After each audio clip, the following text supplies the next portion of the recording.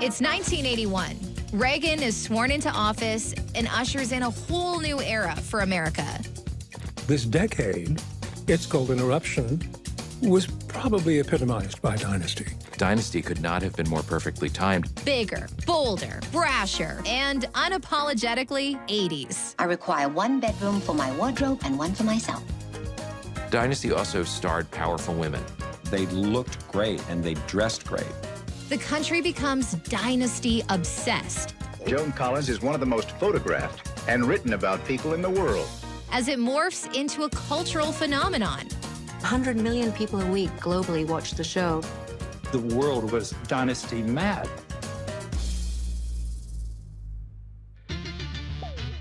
The early 80s were an interesting time. Primetime soaps were a relatively new phenomenon. Dallas is an enormous breakthrough in that it brings the idea of the continuing storyline to primetime television in a hit show. All the other networks, the two other networks, I should say, NBC and ABC, wanted their own version of Dallas. Where do we get one of those? ABC went to Aaron Spelling and said, give me a Dallas. Aaron Spelling was a mega hit producer who worked on shows like Charlie's Angels, Fantasy Island. He really figured out the formula for nighttime soap operas. ABC knew how important Aaron Spelling was, and certainly he was one of the most important producers of that era. Esther Shapiro and her husband brought a script to Aaron, and he said, I think we can really work with this. Dallas was already on the air. They were on a ranch. They wore ranch clothes, but Aaron wanted this totally elegant. We began thinking of a series that had everything that you're not supposed to put on television. Rich people, the Midwest, older women particularly, strong, powerful, lots of business, entrepreneur, greed, opulence. At one time, the title of the show was Oil. We'd talked about that a lot. Lo and behold, the Shapiros came up with a title called Dynasty that I just loved. I think that said everything. They did a tremendous job. We worked together, but I give full credit for Dynasty to them. When Dynasty premiered, I really remarked on quite how different it was from Dallas. It really was this upstairs, downstairs drama, focusing on the ultra-wealthy Carringtons, who were led by Blake Carrington, an oil tycoon. The storytelling, which I found was so ratcheted up on Dynasty. It's more verbal, it's more visual, it just was more catchy. My agent sent me the script for the pilot. I said, well, I don't really want to do television. I envisioned myself as having a film career at that time. And he said, oh, it's just a pilot, just do it. It won't be any big deal. And sell me into the harem of a sheik for 3 barrels of crude and a box of cigars. The audition was like a film audition. They had it at a soundstage. They had a real film camera. They had a director. It was a big deal. Got a call late that day and said, you got the part. Playing Stephen Carrington. I also said, you know, I'm rich, you know, because I was making like, I don't know, $300 a week doing theater. It's like, wow, okay, whew, I can eat better. They said, we're picking it up for 13 shows, and we're shooting a 3-hour pilot. It's like a 3-hour pilot? We barely shot 1-hour pilots. I show up, we shoot the whole thing with George Peppard as my father. George Peppard played my father initially. He wasn't getting along with the producers, or maybe perhaps seemed sort of demanding. It was nuts. It was difficult. It was a very odd situation. George Peppard was a pain in the ass. George was not the team player. I introduced myself. He looked at me and went,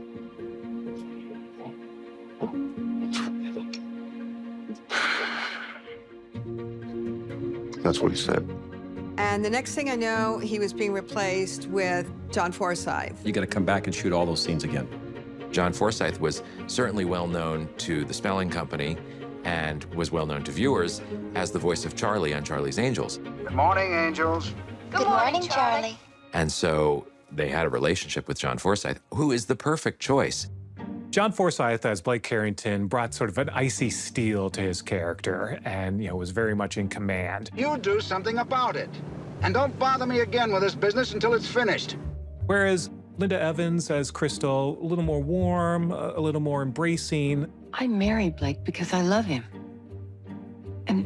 because I want to make him happy. And together, they just were this glamorous, iconic couple that you really enjoyed watching and seeing the yin and yang between the two. I love you even more tomorrow than I did yesterday. I love you too, darling. Linda Evans is just such a lovely person. She had her own personality. She had the angelic white blonde hair. She practically glowed with goodness. We are introduced to this world really through Crystal's eyes. She was like a young employee who fell in love with Blake. The show begins with the marriage of Blake and Crystal, and their romance really is the ultimate through line of the whole show. It came on in mid-season, as they called it then, in January of 1981. It was the week of the presidential inauguration with Reagan. I, Ronald Reagan, do solemnly swear that I will faithfully execute the office of President of the United States.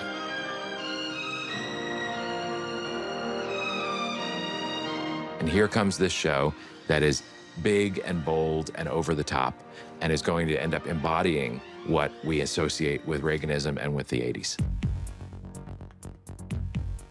Dynasty is very much a reflection of the Reagan era and conspicuous consumption and, you know, Wall Street and Gordon Gekko. Read it right. This decade, its golden eruption was probably epitomized by Dynasty. I love Dynasty, and I'm not afraid to admit that. I think it captured the essence of what the 1980s were about in America.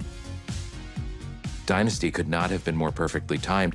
It was a way to just escape into this insane world of conspicuous consumption and money. Dynasty was not a white-hot hit when it premiered. It did okay, and ABC obviously was being patient with it. Number 26 in the ratings is not the worst place to be. It's just not the top 20 where you're really guaranteed safe. I actually was on set a lot in the beginning. The sets on Dynasty were incredible. Everything had to be beautiful, opulent, what old Hollywood was. The caviar on set was generally real. It's excellent caviar. The flowers were all real. They'd throw a spread on camera, which was cracked crab and stuff, and it would all be real, and you could eat it. And tiny new potatoes with sour cream and caviar. I was a very new director. I had barely directed anything. I don't think I'd ever had caviar before I did the show. It was the first time I'd ever tasted caviar. Real crystal, real chandeliers. I have one of them in my house, by the way. Real everything. We had, you know, Brinks people on set with some of the diamonds and the jewels and the furs, and, you know, that was back when furs were real furs. The first episode they gave me was insane because the episode was surrounded a huge birthday party for one of the kids. And it was at a Pasadena estate, and there were literally maybe 200 people there, extras, jugglers, clown people, and I freaked out when I read the script. Oh my God, how am I gonna get this? But John Forsythe came up to me and he just said, "This is amazing. We love you. This is great." And I thought, okay, I got through day one. Well, if it gets any bigger, you're gonna have to rent the convention center downtown. Well, I've thought of that. Or my football field. It was campy, it was fun, it was costumes. Can I drop you off somewhere? No, I have a date. I think if you look at daytime soaps or nighttime soaps, they all have a little camp in them. I married you because I made a deal with the devil. I asked you to wear the emerald necklace tonight. It was a big gay thing. The gay community loved it. I'm trying to find myself, to sort out my life. The phrase used to be, "I love you." I love Dynasty because of the dichotomy. Obviously, it's campy, it's flashy, it's fabulous, but it also is a very serious drama. Don't try to deny it, Blake Carrington. You had him beat up, and I know it. If I did or I didn't, that's no concern of yours. Some of the issues that the show tackled were reproductive rights.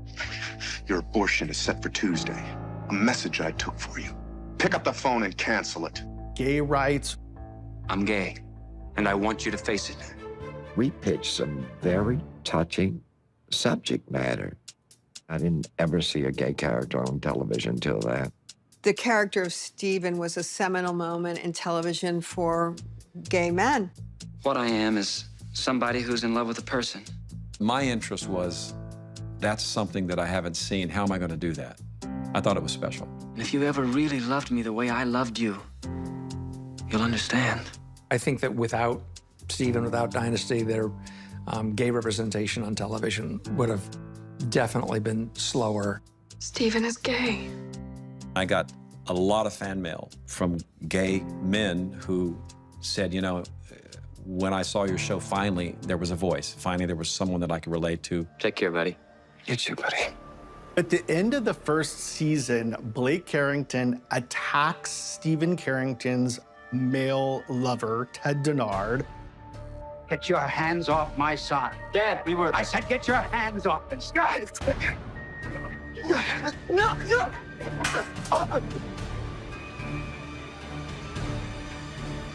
And kills him.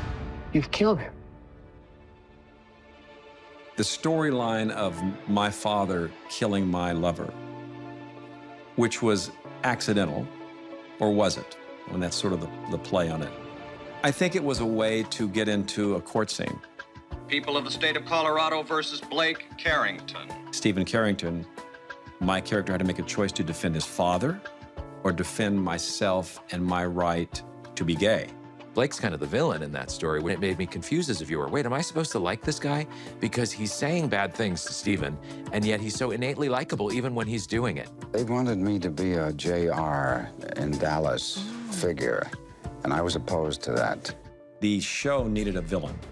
Uh-oh. Blake's not bad enough. Who do we get? Your Honor, our witness has arrived. This was going to be the villain for the 80s. Let's find somebody really big, really good. The Hat arrived first.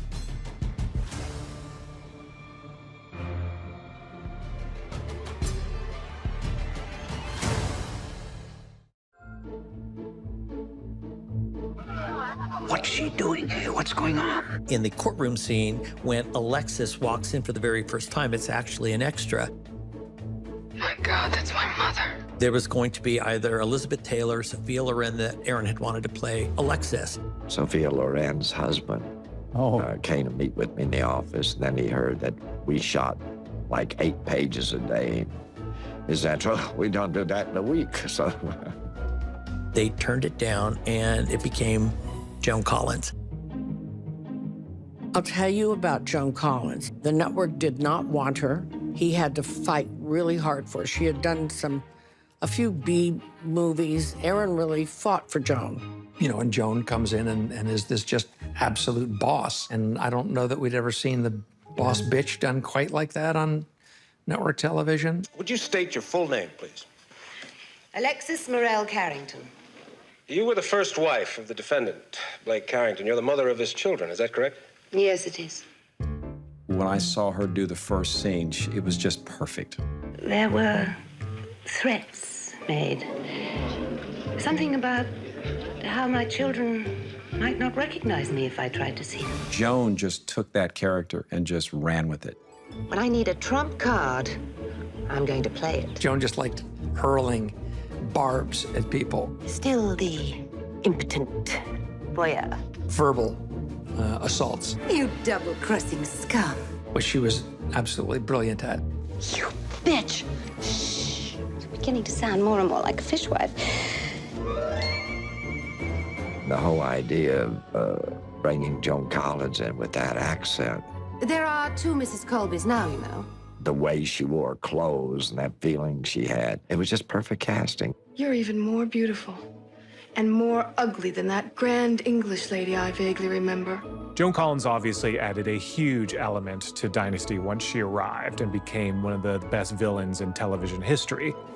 I'm glad to see that your father had your teeth fixed, if not your tongue. And she played my real mother. Hello, Stephen. Hello. Who is that person? Who is that character? Who is that actress? People always went, what's Joan Collins? Is that really a bitch? No, she's not. She can be, but she's fundamentally not. Soap operas have to cheat their storytelling so often because you want to cast an actor, a hot young actor. Well, who's that actor going to play? A long-lost child. My son. I remember doing my screen test, and she had just emerged from the stage door. Hello, Miss Collins, I'm Gordon Thompson.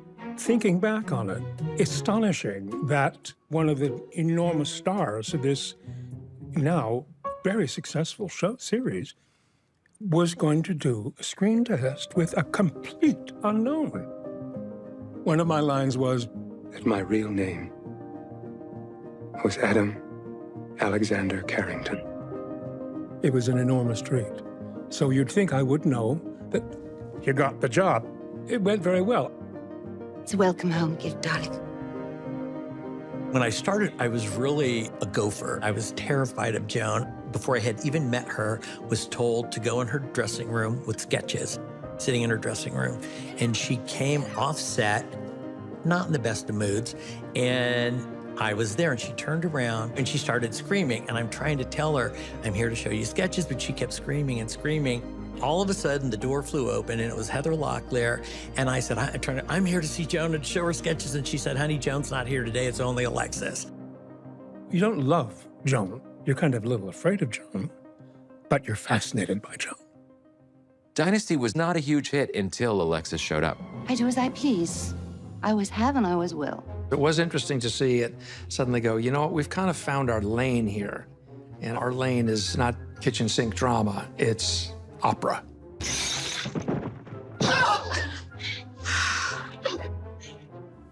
If you want a rematch, just whistle. We have to talk about Alexis and Crystal's big cat fight that went right into the lily pond. Oh, you miserable bitch. Once Dynasty established that there would be physical catfights between women, that was something audiences were tuning in for. Will this week be one of the weeks where they, Alexis and Crystal dive into the lily pond? They were wet constantly, like drenched.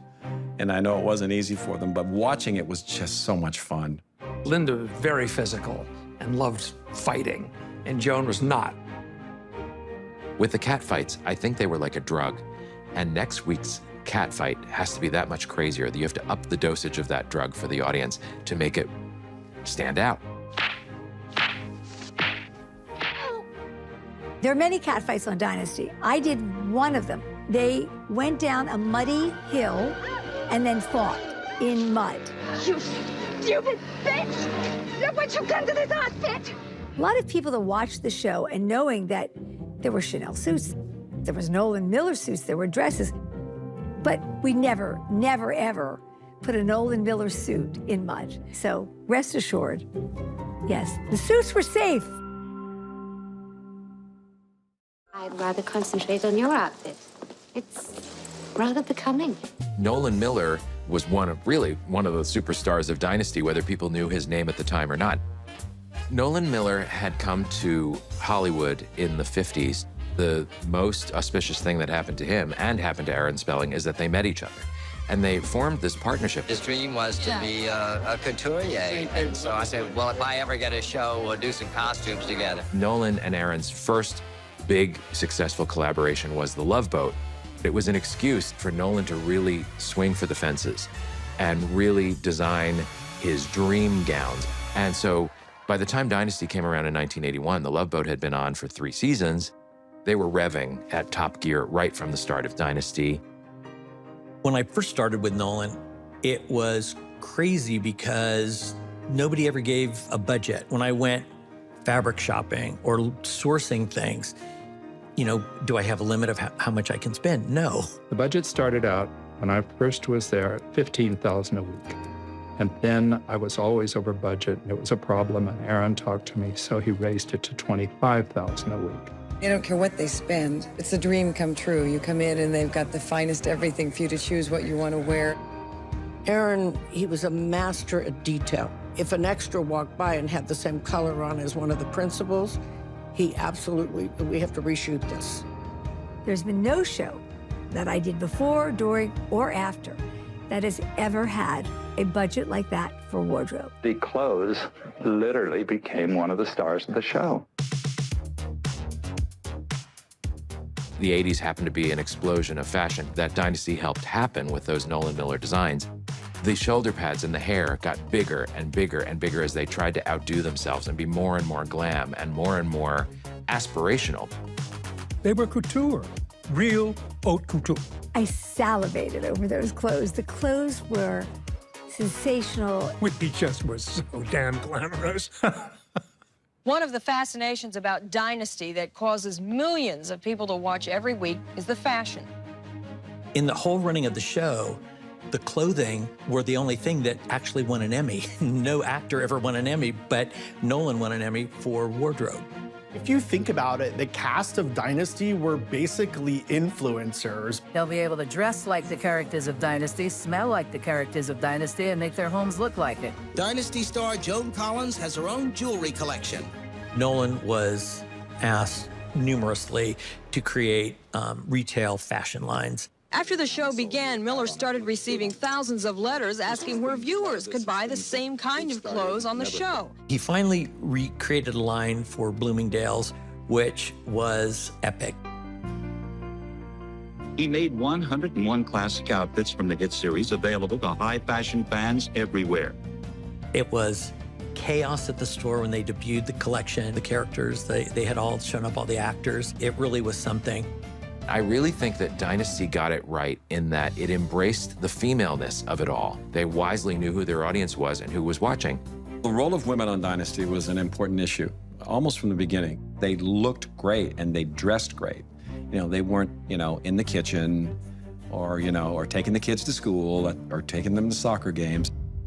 It wasn't really until Dynasty that we had seen women in very powerful roles as CEOs of companies. If I do not get that approval, I shall fire you all on the spot. But don't think that just because Blake Carrington isn't here that I won't be keeping an eye on you. Every one of you. You are now working for me. I suppose they call it a bitch because it's a woman. If it was a man, they would call it a very dedicated career person who's strong and forceful. But because it's a woman, they call her a bitch. What do you want, Miss Devereux? For now, not much, really. When Diane Carroll joined Dynasty as Dominique Devereux, From now on, every deal you make, every step you take, turn and look over your shoulder. Because sooner or later, I will be standing there. she broke the glass ceiling to some degree in representation, especially of Black wealth and opulence. You're suing me. Exactly. And bringing a whole new level of storytelling to Dynasty that we hadn't seen before on that show or really in television. Women are interested in seeing women look beautiful and be powerful and be smart. Joan was the first woman at age 50 that was put on the cover of Playboy magazine. Hugh Hefner approached her. She nervously said yes, did it. And so it really was a new chapter for women. And it was about a whole resurgence of beautiful women. Joan Collins is one of the most photographed and written about people in the world. It really morphed into a cultural phenomenon. We loved the fact that we were all the magazine covers and everybody was talking about the show and that we felt we were invincible. 100 million people a week globally watched the show. The visibility was huge. The world was Dynasty mad. Dynasty and Dallas became era-defining hits and were alternating with, who could be number one and who could be number two in the primetime lineup. ABC's soap opera Dynasty finished on top of the Nielsen ratings last week. Nobody ever dreamt, I think, in their wildest dreams, it was going to be as successful. Dynasty! Dynasty. Thank you very much. I want to thank Sophia Loren for turning down the part. Thank you very much indeed. Very, very grateful. The parties they threw got fancier. The hair got bigger. The shoulder pads got bigger. The cars got fancier. Hop over the mountain to Encino, to the Hot Club, where a big party is going on. They had Dynasty parties on the night that Dynasty showed, and they'd all watch it together and scream at the same scenes. What gave you the idea to throw the party? There was this whole kind of thing going on in America of everybody having Dynasty parties on Wednesday night. If so-and-so says a certain line, you got to chug a beer. Everybody sort of got into this sort of Dynasty fever. And we would all go to gay bars in West Hollywood the night of the show. And it was great because we sort of saw it with the fans. I think one of the downsides of Dynasty becoming a huge success is that there was a lot more pressure on the show to become more mainstream and shy away from some of the more controversial storylines. And as a result, they pulled back quite a bit from some of those storylines that were real landmarks of Dynasty early on. Where would you like for me to put the money? Come on, don't tell me this is your first time with a hooker. No, it wasn't. It's interesting, the early episodes of Dynasty They were a lot grittier. I wanted you to be a man. I am a man, just not your kind. Dynasty became a bit of a different show. It was less about business. It was less about the gritty storylines. Behind the scenes, there was always a lot of discussion about how gay Steven could be. They had a hard time, for whatever reason, committing to Steven just being completely gay. You said to me that it made you sick me putting my hands on another man. Okay, I'm putting them on women. I remember being on the set across the table in a scene with my gay lover, and I reached over and I was going to just put my hand on his hand in the scene. And someone from ABC came over and said, "You can't do that." I said, "What do you mean?" And by the way, if you're going to hug him, you have to either be saying goodbye or hello. That was surprising to me. It caught me off guard as an actor. Hi. Hi. How do you have a out gay character who can only maybe like touch and hug his partners? So they started exploring his relationships with other characters, specifically female characters. I'm Sammy Jo Dean, Crystal Carrington's niece. They decided to make him bisexual, and they made him, he got married to Sammy Jo, Heather Locklear. You missed a really big opportunity here. Now it's like he's gay, he's not gay, you know, and it's redundant as an actor. If you're not willing to go in and go a little bit below the surface, even in a soap opera, what's the point of the character? So I was really disappointed, to be quite honest. When I showed my unhappiness with where the character was going, and I think they just said, you know, okay, well, fine. And I said, okay, fine. That was it. He didn't appreciate that, didn't think it was right, and as a result, ultimately left the show. Steven was first played by Al Corley, but when the actor complained about the show, he was killed off, then brought back by Jack Coleman. Good evening, Ben. You are trying to visualize what you will look like? I was on the phone with my mother, and all of a sudden, the operator came in and said, "We have an emergency phone call from Howard Goldberg, my agent." And he said, "You got it."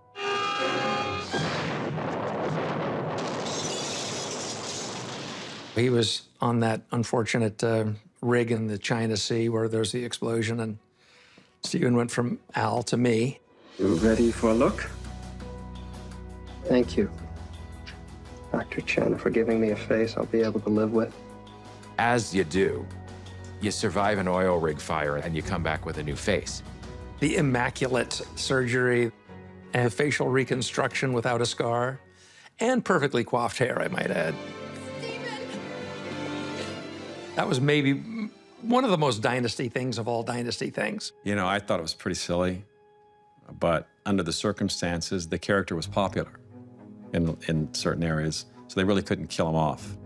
What did end up happening with Steven is he did end up getting watered down, and I can't imagine that it was not the case that the timing of the HIV/AIDS epidemic had a lot to do with it. A mystery disease known as the gay plague has become an epidemic unprecedented in the history of American medicine. The first reports I ever saw, and I think that ever aired, about something that was then called GRID, gay-related immunodeficiency, were in 1981. When AIDS was first discovered more than 2 years ago, it was sometimes called the gay plague.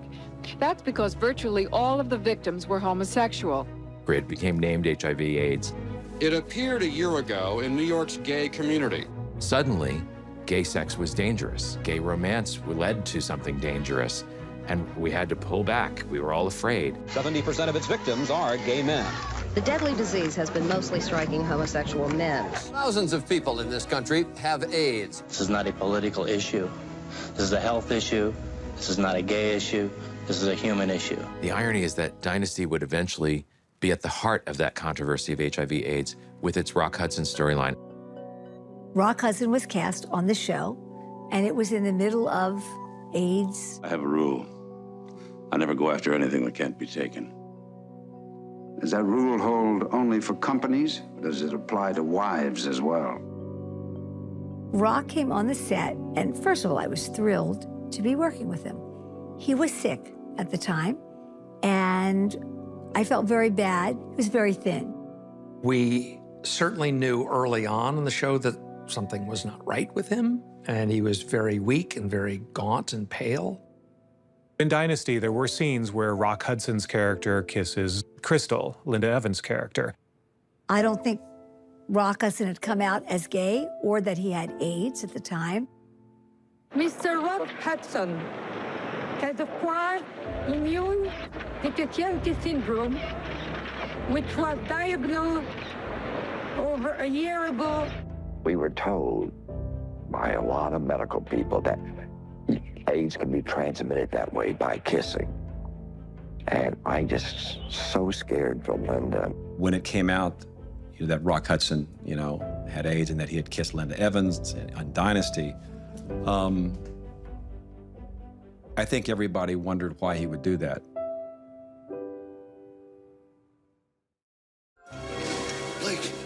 Joan Collins was pushed off a balcony. Linda Evans was in a coma, and John Forsythe was shot. When the show was abruptly canceled, angry fans demanded to know what happened to their characters. I thought it was very unfair to end the series with fans, everybody up in the air. It would be nice to end it with some definitive thing, to know what happened to the people, and to do it with some kind of dignity. The 9th season of Dynasty ended up being the last. They didn't know that. So there were still a lot of loose threads when the show ended that eventually would be resolved when they did a reunion miniseries later on. Yes, it's true. The family you love to watch stab each other in the back is back. They felt they owed it to the fans who had watched Dynasty throughout the years. It all eventually got resolved in the reunion special, which wrapped it up in a nice bow around a package. Hi, Dad. Hello, son. Alexis? Oh, my God. Isn't it interesting that Dynasty stayed on top for almost exactly the length of the Reagan administration? It started in 1981 with the inauguration month, and it ended in 1989. The 90s were about to dawn. I, George Herbert Walker Bush, do solemnly swear. Maybe we shouldn't be about greed, and we shouldn't be about eating cake for dinner. I look back on it now, it was a kind of a cultural thing. It was a kind of product of the time. It was a good show for what it was. Richard and Esther Shapiro made an attempt to break some ground, and I think they did. So I'm really proud of that part of it. It was so intense. Those 9 years were so amazing. I wouldn't have given them up for anything in the world. It was an extraordinary thing to experience. Dynasty has become somewhat iconic, and I think I'd quite like to be remembered for having given a lot of people a lot of pleasure and laughs. It did not take anything that seriously, and I think that's why people watch television then and now, is to escape. Total escapism, and also the American dream. Come to America and you can be a billionaire? The legacy of Dynasty, for me, obviously, is the fashion. I wish Nolan could be here today because he would be so proud. Having dressed Elizabeth Taylor, Sophia Loren, Joan Collins is why over time, Julia Roberts, Angelina Jolie, Beyonce, everybody would come to me because I was there. And I owe that to Nolan. I owe that to Dynasty. I owe it to Aaron Spelling, Joan Collins. I owe it to everybody. When you think about history, there are lots of dynasties. That's where the name comes from. Like, look at the Kardashians. They basically are another version of the Carringtons. Super successful, super well-known, rich, and don't really care what anybody thinks about them. Being surrounded by, like, opulence and a dirty martini in a crystal glass and fabulous everywhere. That is definitely left over from Dynasty. Dynasty made it okay to flaunt your wealth. Made the people who weren't wealthy think that's what wealthy people do and should do. I will literally you up. The idea of, kind of the cat fight, the claws out. I asked you something. Well, here's your answer. I've worked with all the Kardashians. They love Dynasty. Kris Jenner lived for Dynasty. So you can see that when you look at them dressing today to what was happening on Dynasty, it's pretty parallel. Succession probably owes a little tip of the hat to the rich, miserable people. Money wins. Every decade has had its TV shows about how messed up rich people are. And people love that. They love that. Because let's face it, there's only this many rich people and everybody else is in this group. I think Dynasty's greatest legacy is when you think the 80s, you think Dynasty. This was a show that was pure Reaganomics. It was pure greed. It was pure go, greed is good, early 80s nonsense that definitely doesn't hold up today, but it's a fun snapshot of an era that's now long past.